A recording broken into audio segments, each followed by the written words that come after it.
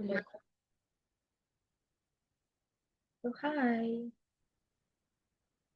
Um, Paano ko ba sisimulan? Hello. So, for today, magvi-video na ako para yung attention ko ay naka-solely lang na nakatutok sa akin. At the same time, makadaldal ako tapos pwede ko siya maulit. So, I think i-upload ko to sa YouTube kahit ang paanong quality niya. But, yeah, meron lang ako 40 minutes kada video. So, kailangan ko magdaldal ng mabilis. So, this is my first video. Ngayon ay September 15, 2025 at ang aaralin ko is about general science, yung diagnostic test na tinake namin. So, hindi na siya surprise sa akin. Nakakuha ko ng 70 out of 100 pero hindi pa rin yun enough kasi nga 75 ang passing at syempre hindi tayo magsasagal for less. Magulo lang talaga ako. Kunyari ganito, ibig na nagre-review na ako, nagdadaldal ako. So, tsaka ang pinaka-best mechanism ko kapag nag-aaral is daldalin yung sarili or dapat may kausap din yun. Okay, so let's start. Hindi ko yung mga tiny roots. Dapat mababaan ko ako.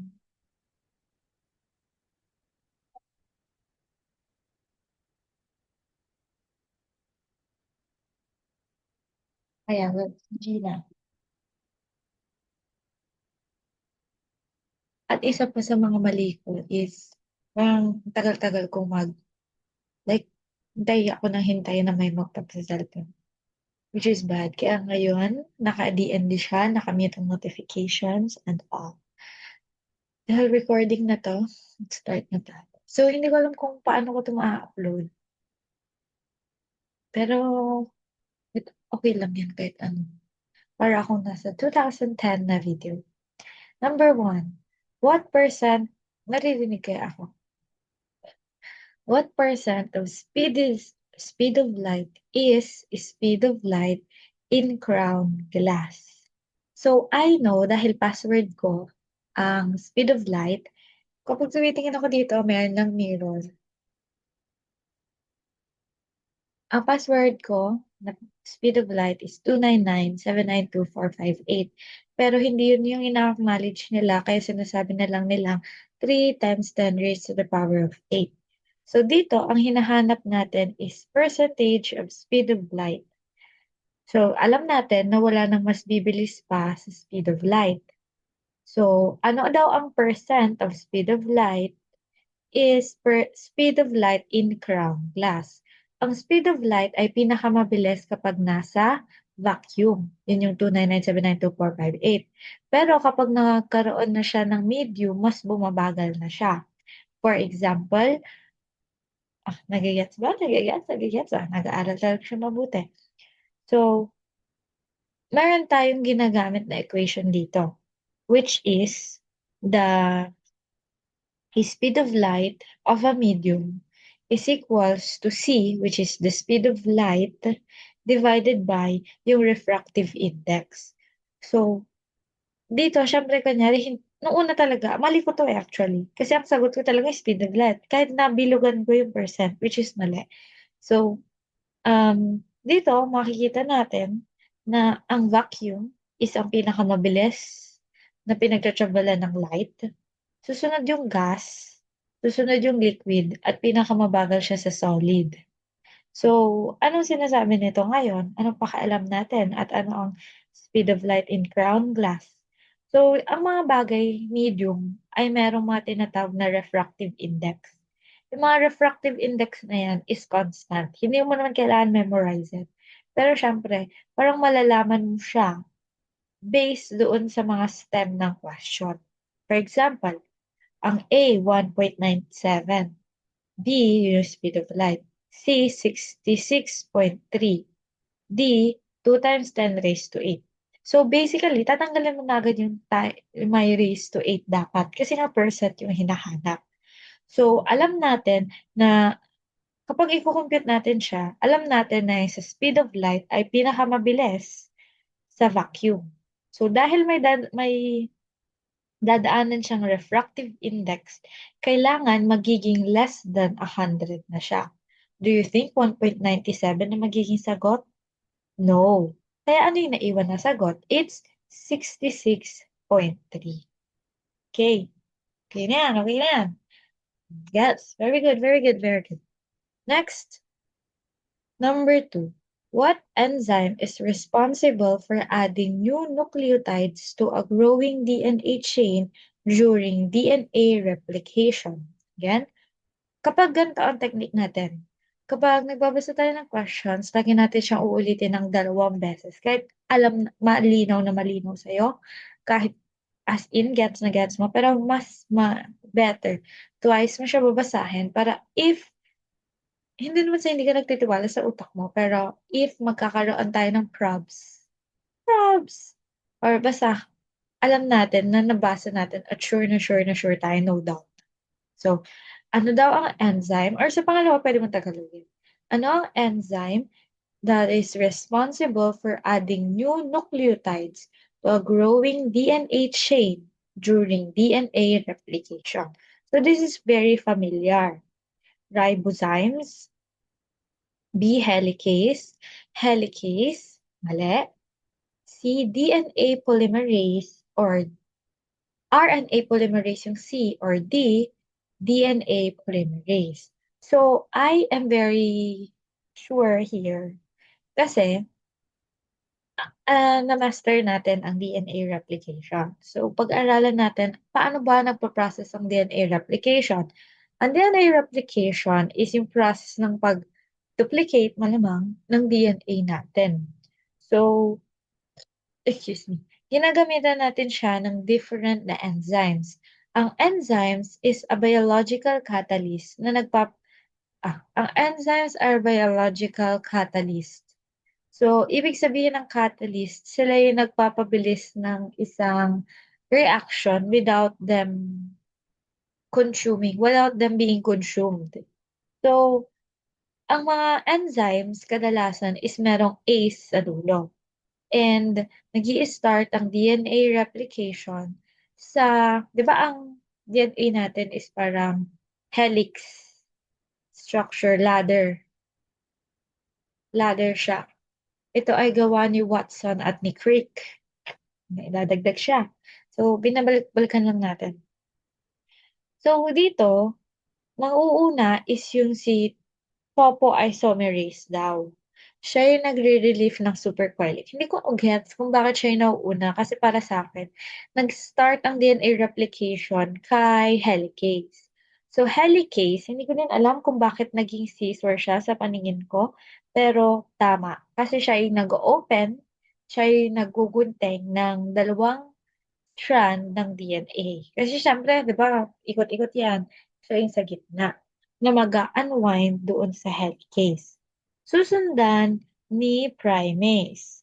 Si primase ngayon, ang primer yung nalalagay sa makeup. So, siya yung unang magbibigay ng signal na mag start na ang replication. Dito, magsisynthesize na ng RNA. Ang ligase naman, di ba meron tayong two na strands. We have the leading strand, yun yung continuous, at meron tayong um, lagging strand. Yung lagging strand, dahil nga kakaiba siya, pabaliktad siya, meron tayong tinatawag na ligase na maglugulo doon sa mga Okazaki fragments na tinatawag. Next is yung topoisomerase. Siya naman na yung, di syempre magko-coil na yan. Siya ang magre-relief ng supercoil para hindi magkaroon ng buhol-buhol yung DNA natin. So again, mag-start siya sa helicase, sa primase, sa ligase, which is the glue for Okazaki fragments, and topoisomerase. Hi, may nakalimutan tayo yung question. So, saan banda yung naglalagay ng DNA? After ng primase, malamang sa malamang, may magagawa na polymerase, DNA polymerase. RNA polymerase kasi ay ginagamit for central dogma. Mamaya natin yan itutok. So, yung DNA polymerase Yun ang tamang sagot kasi siya yung nag-a-add ng nucleotides para magkaroon ng DNA replication. Questions? Clarifications? Wala. Nag-gets ko pa. Like, clear as sun pa siya. Ito ay nire-recap ko lang for the sake of my insanity. And na hindi ko siya makalimutan. Next. Number 3. Where does the toxin substance secreted by bees and ants through their sting originate? So, mali ako dito. Kasi ang naisip ko, ang bees, paano ba sila kakagat? Parang yung pet nila yung gumaganon. Pwede ko ba yan sabihin sa YouTube? Rectal na lang. Yung rectal, dahil dun sa anus nila, yun yung bumabaon eh. Kaya yun yung naisip ko. But, I'm wrong. Kasi, tama ba ako? Yeah, I am wrong. Because, yung rectal glands is exclusive lang siya for reproduction at for excretion. Doon nila nilalabas. Pero ang tanong is, saan secreted by, saan nag-originate? Saan nag-originate ang mga substances na toxic? So, hindi siya sa rectal gland kasi hindi naman dun nagagawa. Kaya ang tamang sagot is sa salivary gland nila.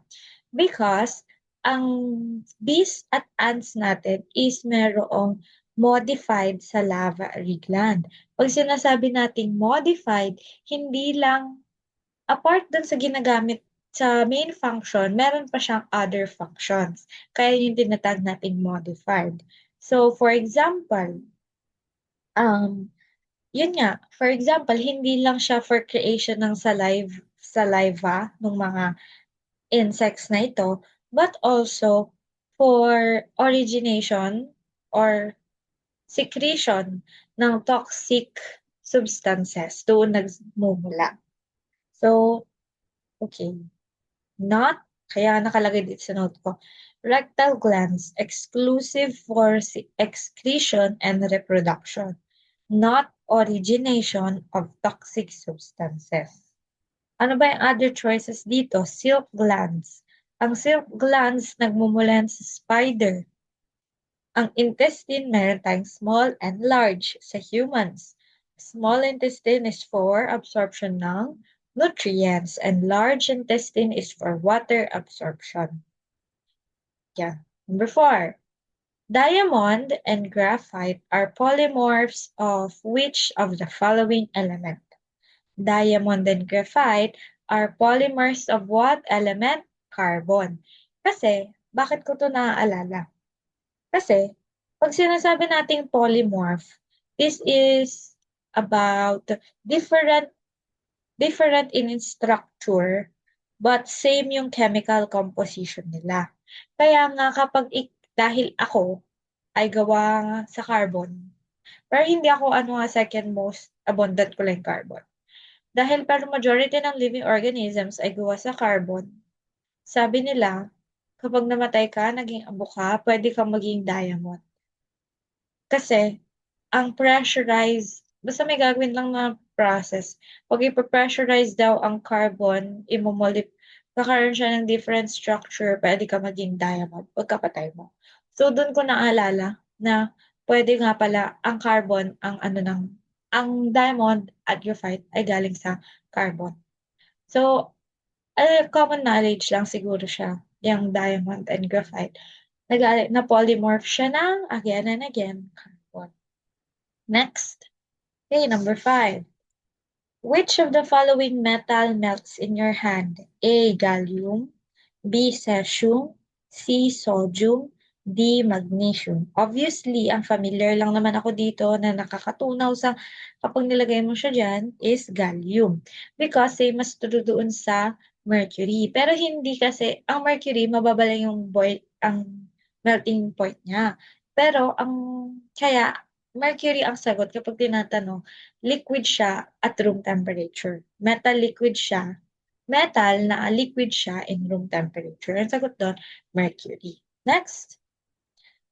Which cellular structure are described as hair-like and aid for movement of cells or substances around cells? Sagot? A. Flagella. B. Cilia. C. Microtubules. D. Pseudopodia. Sagot. Cilia. Bakit cilia ang sagot? Kasi, pag sinasabi nating hair-like, cilia yon. Wait, may naisip ako. May naisip na naman siya. Like, bakit siya cilia?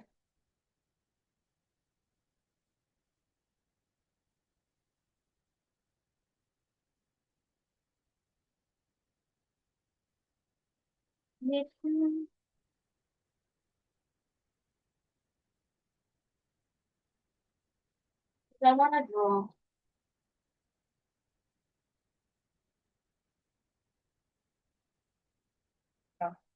Shout out doon sa kapatid, katulad nito, na-inspire ako kay Sir Jane.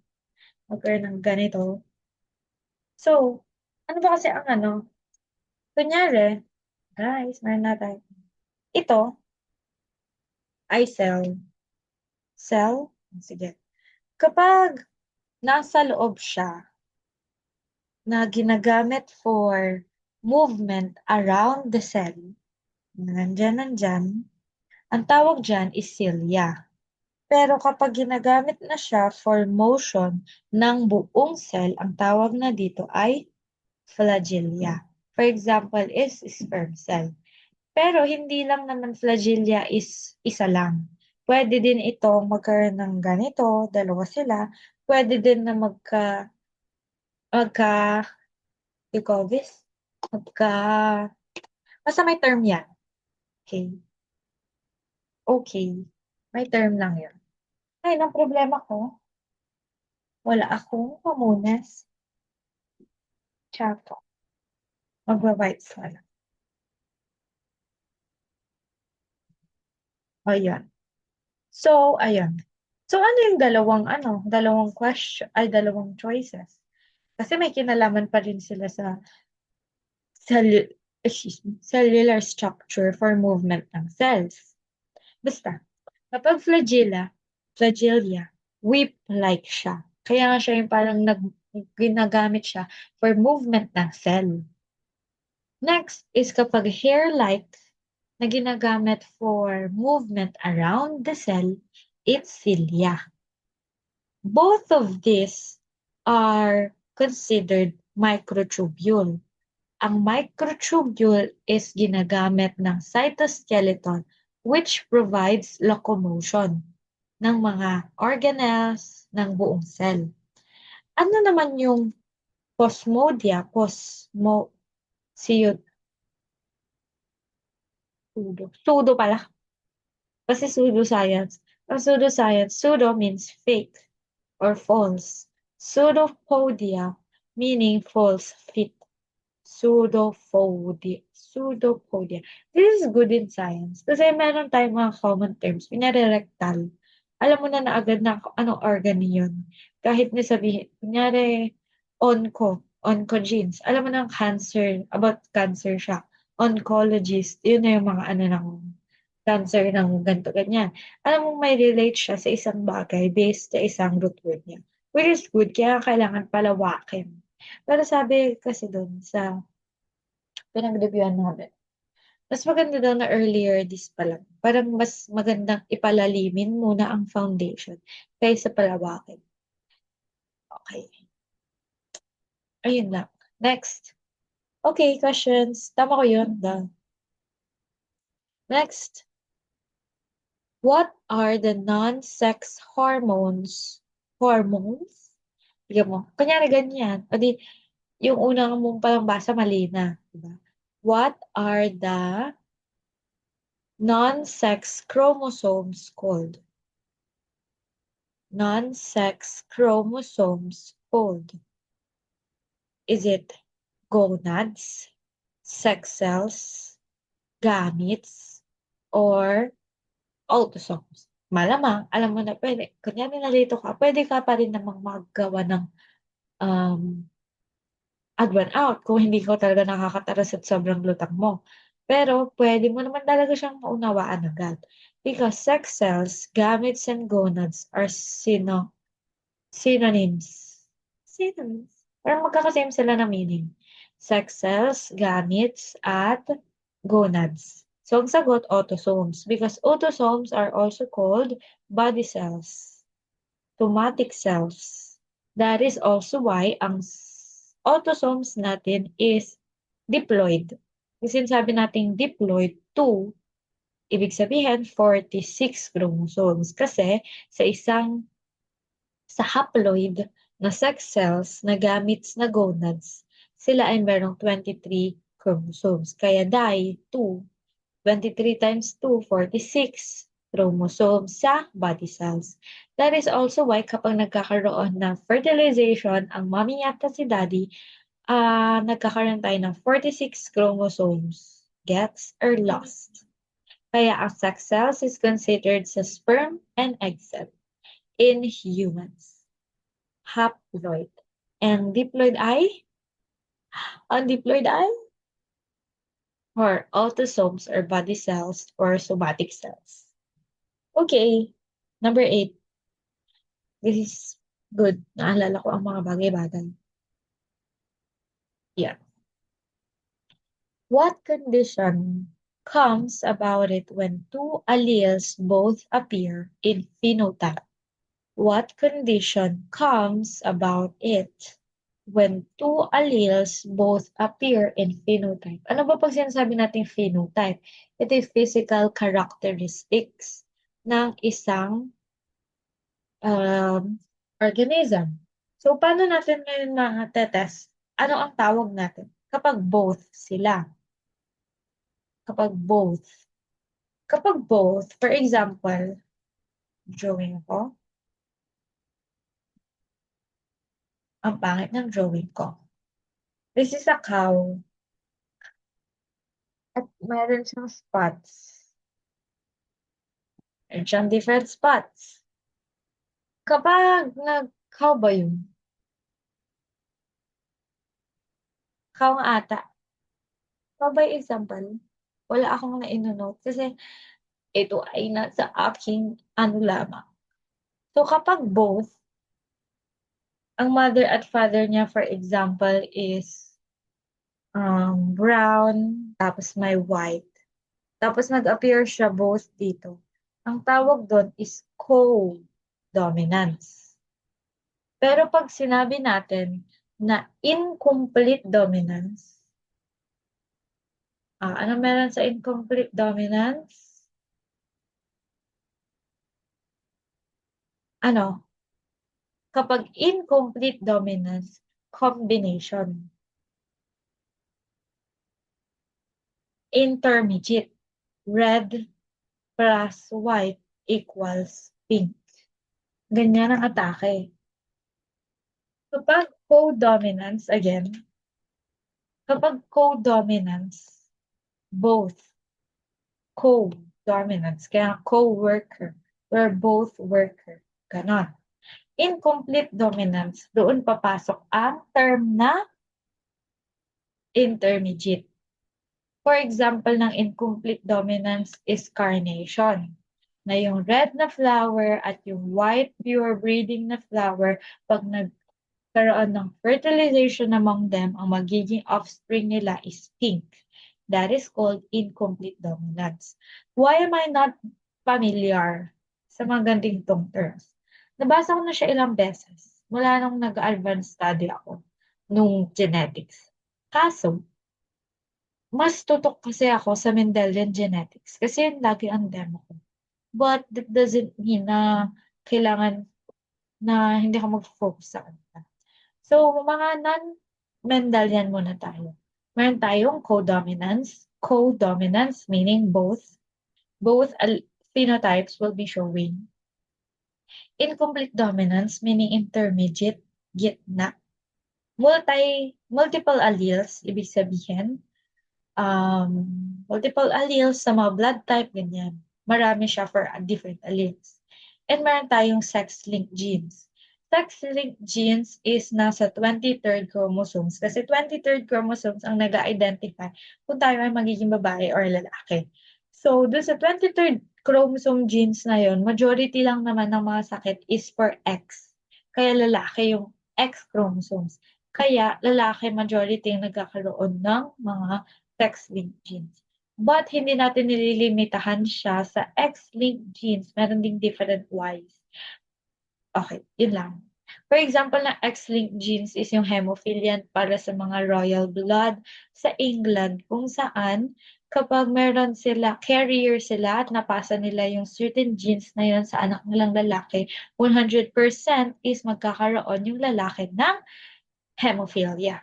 So, madali lang naman siya kasi phenotype lang siya. Okay. According naman sa multiple alleles, 'pag sinasabi nating O, siya yung universal donor. Kaya nga ang blood type O ang pinakamabait. Kasi sila yung nakakapagbigay sa kahit sino. Recessive trait din siya. Pero 'pag sinabi nating, buo buga bugo bu du bu dugong bughaw, sila yung mga blood type AB. Ang AB kasi sila yung nakakapag-receive, universal recipient ng blood. Universal receiver ng blood. O yun. Yun. Yun. Ang isa sa pang magandang aralin is, for example daw, ang mother is pure breeding nun.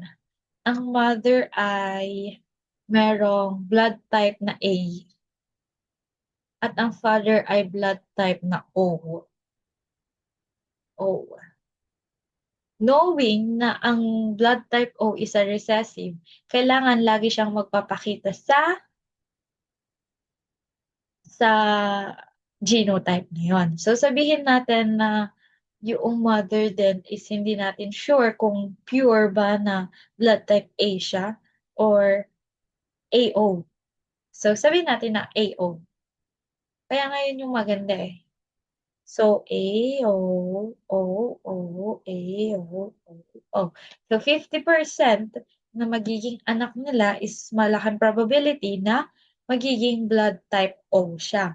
Pero 50% din ang magiging probability na ang anak nila is magkakaroon ng blood type A. So, madali lang yan sa Punnett Square. Masaya siya aralin. Pero ang gusto kong aralin is yung positive at negative. So, yun yung isa pa natin kailangan aralin. Pag magpapalawak na tayo ng alam. Yeah. Next one. Number 9. What part of the earth is thought to be composed of iron and nickel? Iron and nickel, syempre ito yung core. Kasi sabi nila, bakit ba daw nagkaroon ng, anong tawag dyan? Ang tawag dun? Layers of the earth. Diba ang fun fact na hindi pa na huhukay ang mantle hanggang ngayon? Ay, hindi pa naabot ang mantle hanggang ngayon. Andito pa rin tayo sa crust kasi dito tayo may nakatira. Ang mantle ang pinaka makapal. Crust ang pinaka nipes. Nipes. So, meron tayong asthenosphere. Ito yung upper mantle. Lithosphere, ito yung tinatawag natin na solid outer layer kasama ang crust at upper mantle. Lithosphere yun. And core, meron tayong core, which is meron tayong inner core and outer core. So, nagkalituan ako dito nung nagchichika-chika sila. Isa-search ko lang eh. Hindi na naman nag-active. Inner core. Inner core, okay. So, outer core ang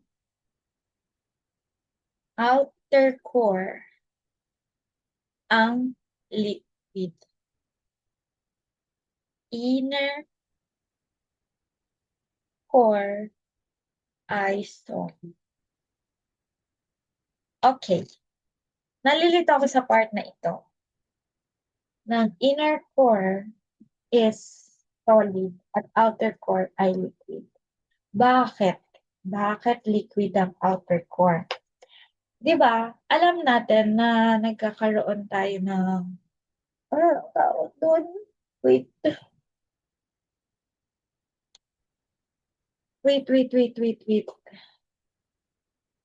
Yung shucks, bakit baka ma-memorize kasi? Ano ang tawag dun? Basta, shit.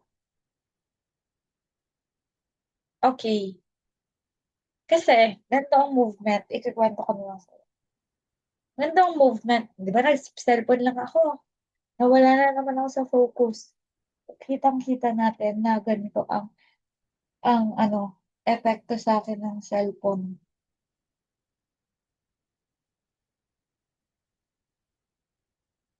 Saglit, titignan ko lang.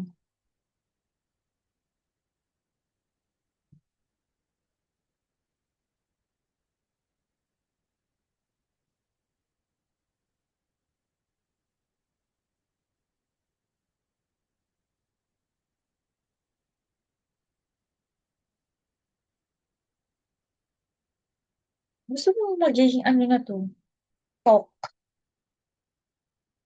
baka maging talk na lang ito. No, hindi ko kasi matandaan yung word. Search mo na. Yung word na parang earth layer moving movement. Wait, tectonics alam ko yan. Convection current. Ay, kanina ko pa inisip yun. The slow circular movement of this molten rock, known as convection current, pushes and pulls the plates, causing them to collide, separate, and slide past each other. Ano ba kasing ganap doon?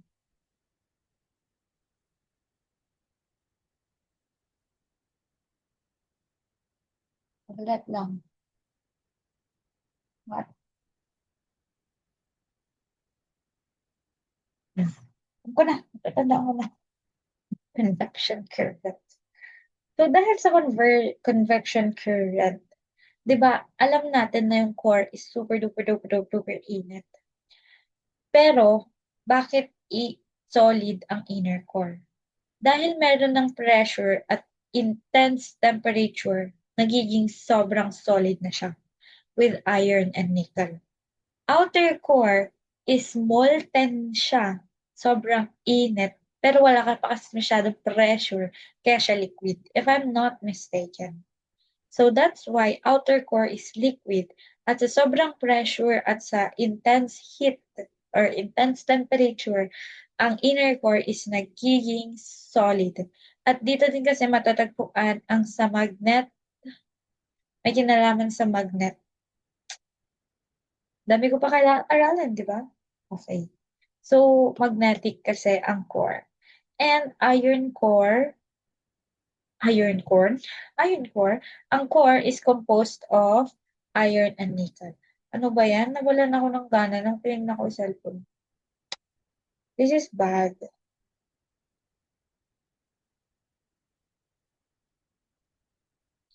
Wala yung focus ko. Dapat na dinidelete kasi ang ano ngayon. I-delete ko na lang. Okay. Let's talk about the Earth's layer. So, paano ba nila nalaman na meron tayong mantle, core, crust, inner core, outer core? So, P is for pwede sa lahat. The P wave, the primary wave, the pwede sa lahat. Pwede siya sa solid, pwede siya sa liquid, and it can travel all the medium. Pwede sa lahat. Solid, liquid, gas. Pero meron tayo secondary wave na pwede lang siya for stop sa liquid, pwede lang siya sa solid. solid lang. And kapag titignan natin, nagkaroon sila ng experiment na nagpadala sila ng P wave and S wave, nakita na nagkaroon ng deflection yung P wave, stating na talaga namang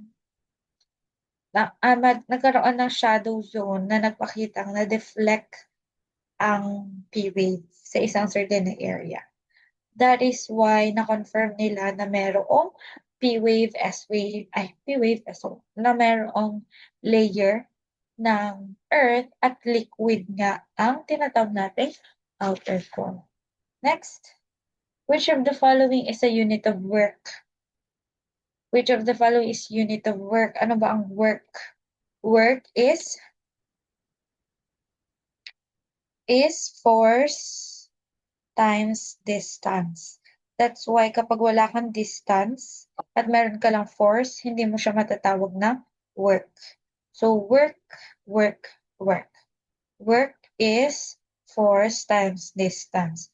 Ano ba ang unit ng force? That's Newton. And ang distance is meter. That's why ang sagot is Newton meter.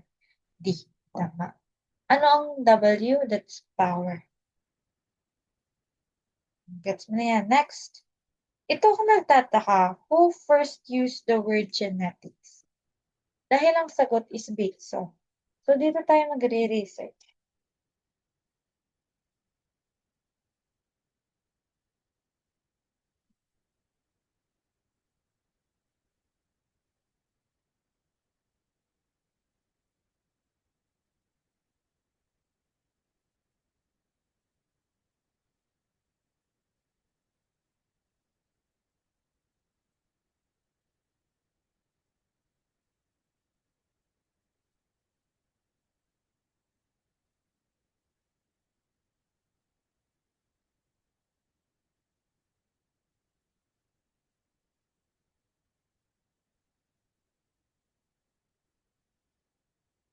Ano may search ko, di ba? Nag-distract ako talaga ng cellphone ko. First use. First word G and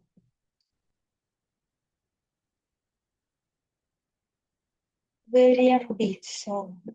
So,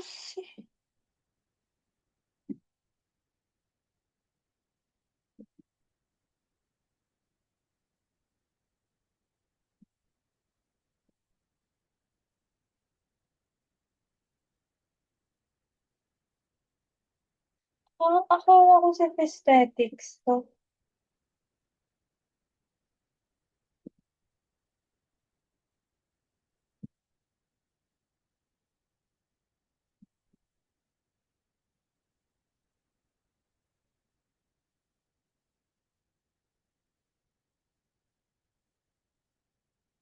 Gene, siguro kayo sa aesthetics. Aesthetics. Gene. Oo.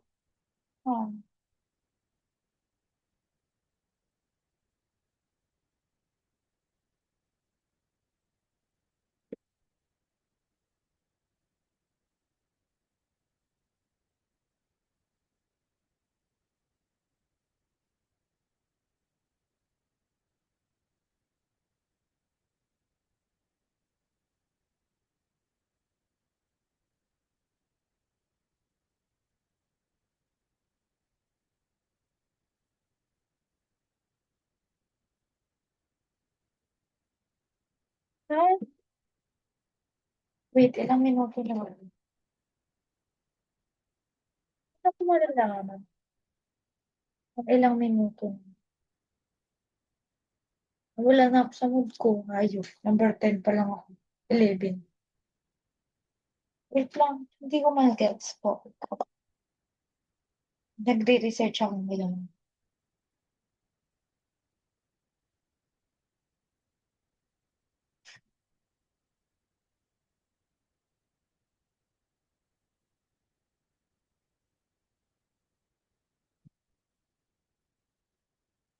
Tignan natin.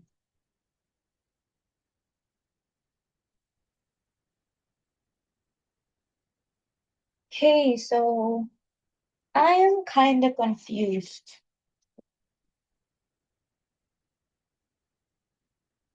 Who first used the word genetics? Is it Imre Aesthetics? Let me type it for you. Imre. Kasi merong mga sources na nagsasabing Imre Aesthetics.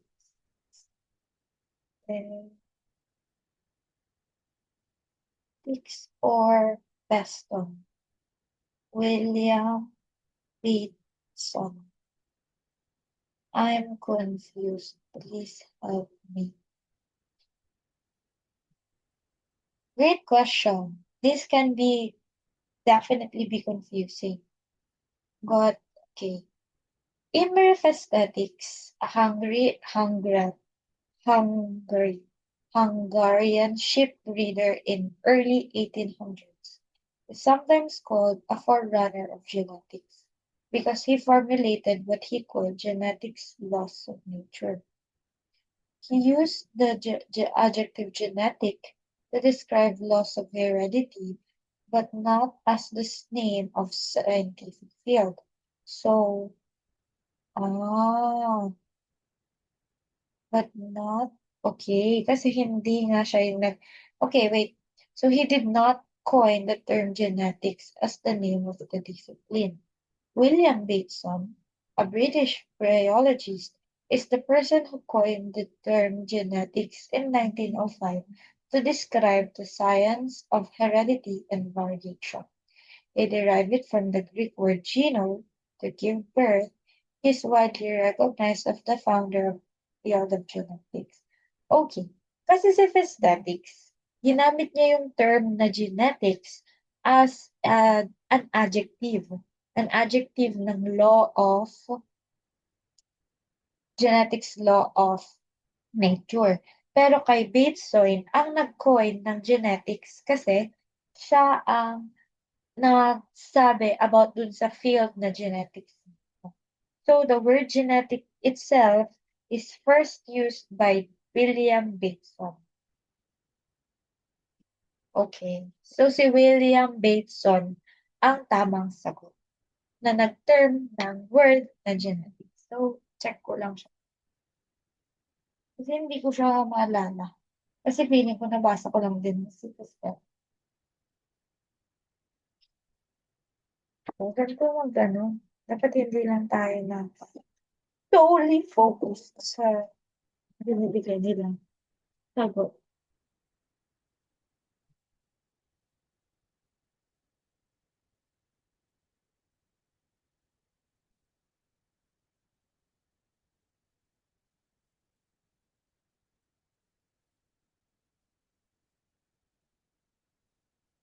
Ito, tignan mo. William Aesthetics. Libro din lang ng CBRC box. He coined the term genetics, used the study of sheep to develop the fundamental ideas that make up the field of genetics. Pero si Bates, okay ito dun. Genes. Term genes. Ay, si Johans. Johansson. Wait, si William Bateson. Dito ba siya? Order of mutation. Si Hugo. Check natin.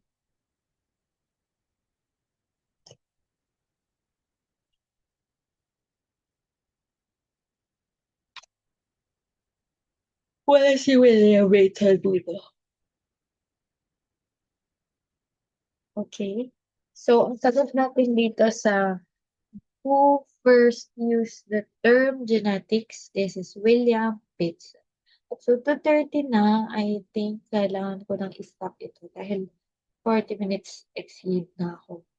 So, nag-end tayo sa number 11. I think all is good. Tsaka parang bumaba yung energy ko. Dahil naghihintay ako ng update na hindi ko alam kung magkakaroon ako ng update for today.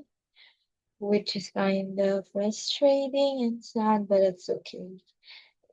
Itutuloy ko 'to, mag-water break lang ako for 5 minutes. Bye.